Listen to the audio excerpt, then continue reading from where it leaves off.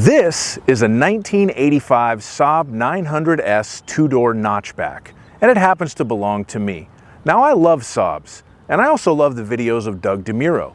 Recently on Twitter, somebody asked Doug why he hadn't reviewed a classic Saab like this, and he said it was because he hadn't found one that was quite clean enough. Now, despite my car's age and miles, it is in pretty good condition, but probably not quite good enough for Mr. DeMuro. So today, I'm going to do it myself. I'm going to show you all the quirks and features on this vehicle, I'm going to get it on the road and drive it, and then I'm going to give it a DougScore.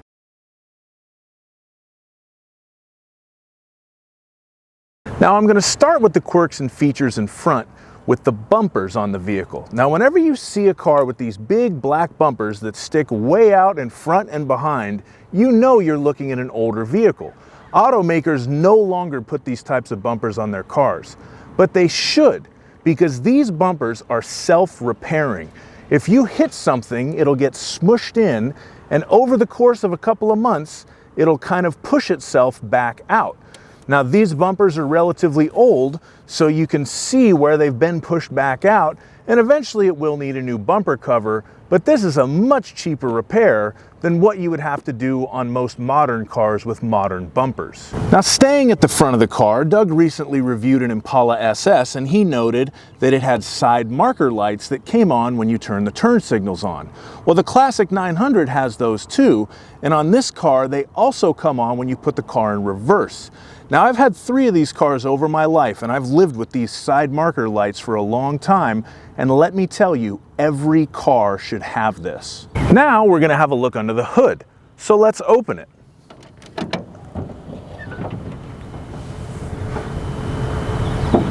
This is something that many a Saab 900 owner has done to impress their friends, coworkers, family members, and strangers with how cool their car is, with its backwards clamshell opening hood. Now we move under the hood, have a look at the engine.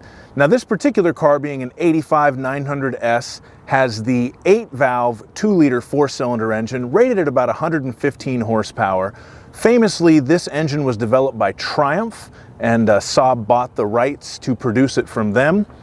Now, it's mounted longitudinally, which means the crankshaft runs forwards and backwards in the car, which was maybe a little more common in the 80s, but it's very uncommon now in front-wheel drive vehicles. And something that's extremely uncommon is that the engine is actually mounted in backwards. You can see the accessory drive belts with the air conditioning compressor, the alternator, and all that is up against the firewall. This is unlike any other car ever made. Another interesting thing Saab did with the engine, you'll notice that the cylinder head is kind of on an angle. This is actually a slant for. It's mounted at a 45-degree angle to give you a lower hood line and better visibility out of the vehicle. It also gives you slightly lower center of gravity for better handling. One other thing I like under the hood of the Saab 900 is that the engine oil fill and dipstick is in the same exact place.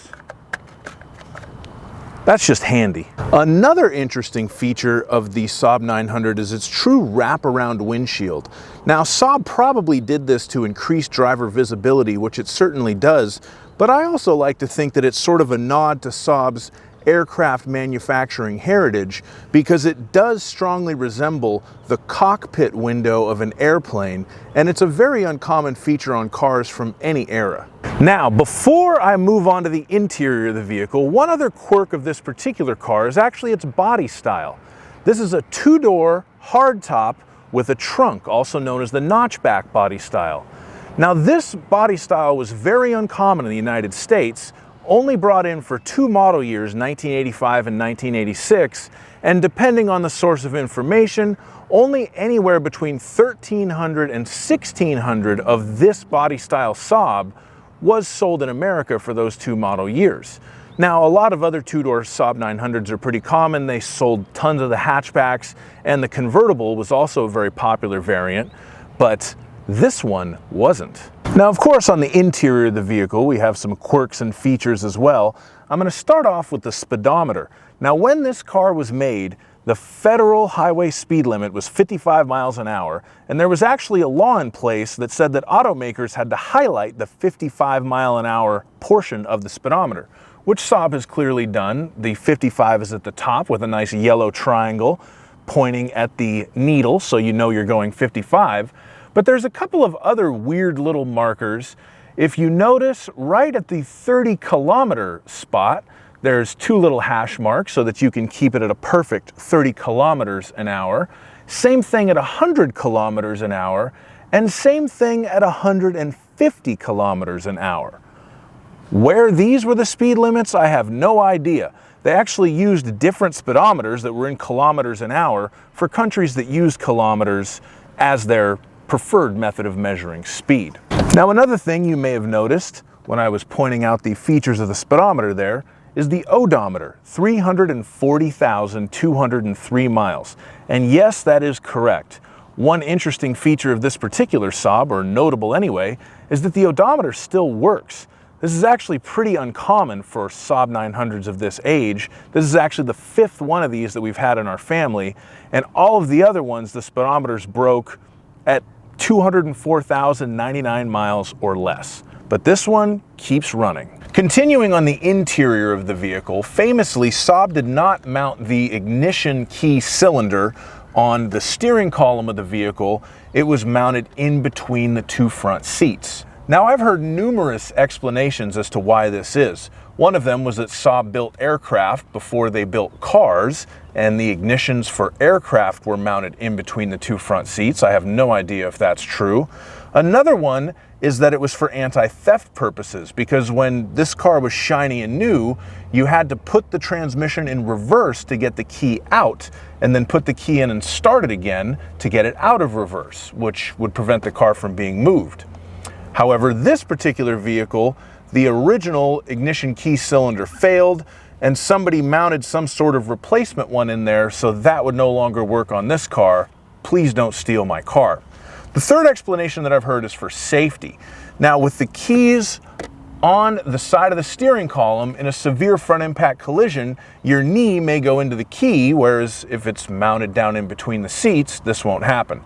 I don't know which, if any, of these explanations is true, but on the note of safety, I can tell you that I've had many Saabs over my life, and in the course of my lifetime, I have survived 3 serious car accidents in different Saabs and walked away from all of them.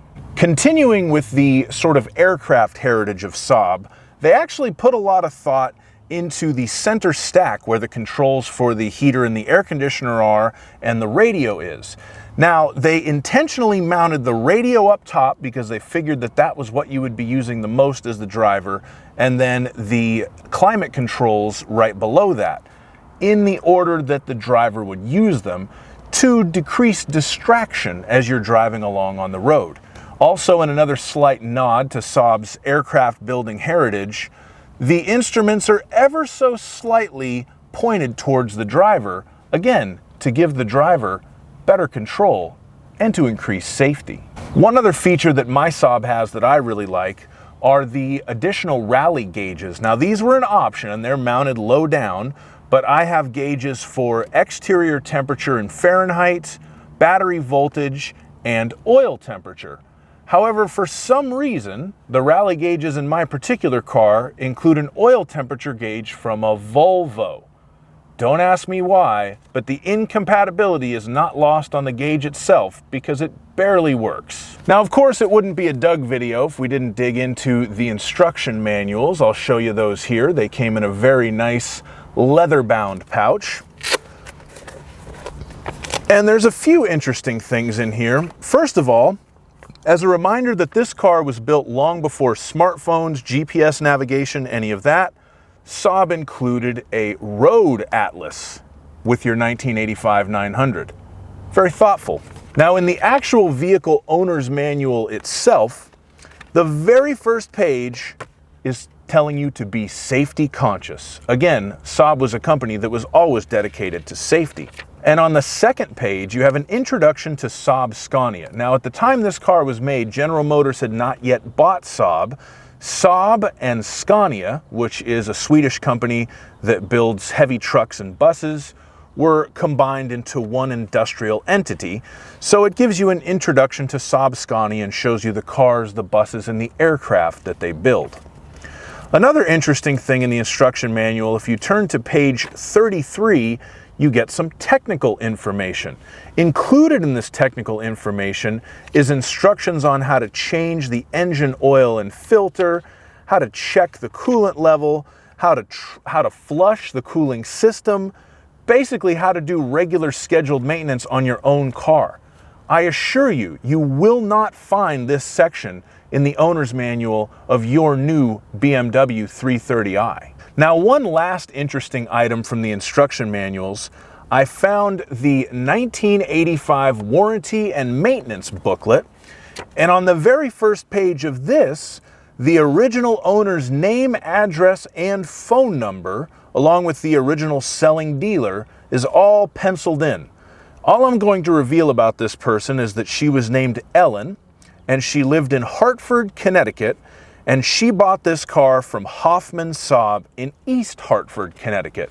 So if anybody out there knows a woman named Ellen who was known to drive a two-door red Saab around Hartford in the mid-'80s, please show her this video. Internet, do your thing.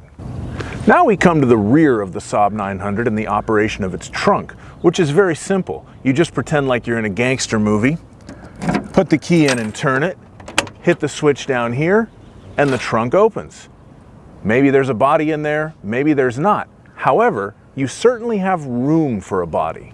The classic Saab 900 is not a large car, but its trunk is shockingly huge. For perspective, the 2020 Subaru Impreza I just bought has 12.3 cubic feet of cargo space. A 2020 Toyota Avalon, a large sedan, has 16.1 cubic feet of cargo space. A 2020 Rolls-Royce Phantom, an extremely large sedan, has 19 cubic feet of cargo space. And the 1996 Chevrolet Impala SS Doug reviewed recently has 20.4 cubic feet of cargo space. But none of them can top the 21.8 cubic feet that this Saab's trunk can hold. You also have some additional storage under the floor for the space saver spare tire, a toolkit, and if you're a scruffy high school kid who got handed down a Saab 900 by your dad, your beer stash. So those are all the quirks and features of my 1985 Saab 900S. Now it's time to get it on the road and drive it and give it a DougScore. All right, so driving the Saab 900. Now, if you've never driven one of these old 900s, the first thing you notice when you drive one, if you're driving one with a manual transmission, which is clearly the superior option, is that the shifter is very notchy and very vague, and quite frankly, it takes some time to get used to. Now, my first car that I ever had, which was a hand-me-down from my parents, was a 1984 Saab 900, so I am used to it, but you can't slam shift this thing. It really goes at its own pace whether you like it to or not. But once you get the hang of it, it's very easy to shift this car smoothly and really kind of minimize the jolts and the shocks in between shifts if you take care to do such a thing. The acceleration on this particular car is not impressive. This is not the turbo model. It was available with a turbo. Actually, 1985 was the first year for the 16-valve turbo dual overhead cam with 160 horsepower. That one did give you a little bit better acceleration, and 160 horsepower from a 2-liter engine was a lot back in 85. This one's only got about 115 horsepower, and it's not in a rush. It will get you where you need to go, but you're not going to be winning any drag races with this car. I have no idea what the 0 to 60 time is on this thing. Probably 11 seconds, 12 seconds, that kind of range. It's just not that kind of car. But once you get it on the highway, once you get it up to speed, it'll cruise 80 miles an hour all day long. And the engine is very tractable, so at low speeds, you don't necessarily need to downshift from the gear that you're in. It's really good at kind of pulling itself up by the bootstraps without having to change gear too much. One thing that I've always loved about these cars is the handling. The steering is very accurate. It's not too heavy, not too light. It kind of strikes a good balance in that regard. But, you know, if you just turn the wheel a little bit when you're going straight down the road, you can make very minute corrections to your path. And it's very, very satisfying. And the car handles very well through kind of high-speed sweeping bends on a highway. Very, very good handling car. Got to be one of the best handling front-wheel drive cars of the 80s, and there's a lot of competition there. I mean, you had some Hondas that were very good handlers, the original Volkswagen GTI, but for my money, the Saab 900's right there with them. The suspension in this car, the front suspension is double wishbone, so that gives you some of that excellent road feel, and a decent ride. It is a solid axle out in the rear, so that compromises things a little bit, but the front suspension's excellent, and the steering is excellent. Gonna go for a pass on the highway. Shift it down. Oh, feel the power. That's 65. That's 70. That's 75. I'm in fourth gear. That's 80. Speed limit on this road's 110, so don't worry about that. Yeah, and you know, despite the fact that it's not a fast car, I'm on the highway now, cruising, keeping up with traffic just fine, and it just feels great. These cars, even though they're good around town, it has a good turning radius, very easy to park, they really feel happiest on the highway, on the open road. It just feels like it could run forever. You know, when you get in town, the engine starts heating up a little bit. It doesn't overheat, it kicks the electric fan on, but it does give you accurate information through the temperature gauge. So if it's getting hotter, it tells you that it's getting hotter. And if you're used to driving modern cars, you're not used to this, because most modern cars, the temperature gauge is damped so that you won't actually know what's going on with the water temperature on your vehicle until it gets to an extreme point. With older cars like this, the gauge actually gives you accurate information, so that can be a little stressful in stop-and-go traffic, but out on the highway it just feels great. Now, while this car is happier on the highway than it is in town, it's not unhappy in town. For instance, I just got it moving in second gear, no problem at all. You can do that pretty much anytime you want.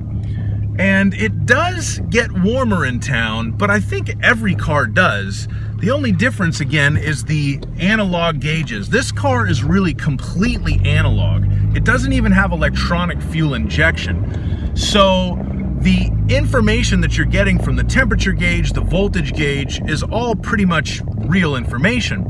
So what'll happen is you'll be driving around in town, you'll get stuck at a stoplight for a while, and the engine temperature will start to increase, and you'll see this increase, and it'll end up getting pretty high on the gauge. And then what happens is the electric fans kick in, thanks to the thermostat, to cool the engine off, and you can actually see the change on the voltage gauge. It will show you that the engine is drawing more volts because the fan came on. So you really have a great idea of what's actually going on with a car, and it's something that you just don't get from more modern automobiles that have everything so electronically damped out. So that is my 1985 Saab 900S. And now it's time to give it a Doug score. Starting with the weekend categories and styling, I've always loved the way the Saab 900 looks. And I feel like years ago, a lot of people thought they were ugly.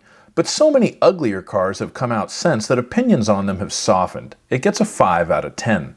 Acceleration, it does 0 to 60 in way more than 7 seconds, and it gets a 1 out of 10. Handling is good, but the DougScore takes into account every other car on Earth, and the Saab 900 ain't no Porsche GT3 RS, and it gets a 5 out of 10.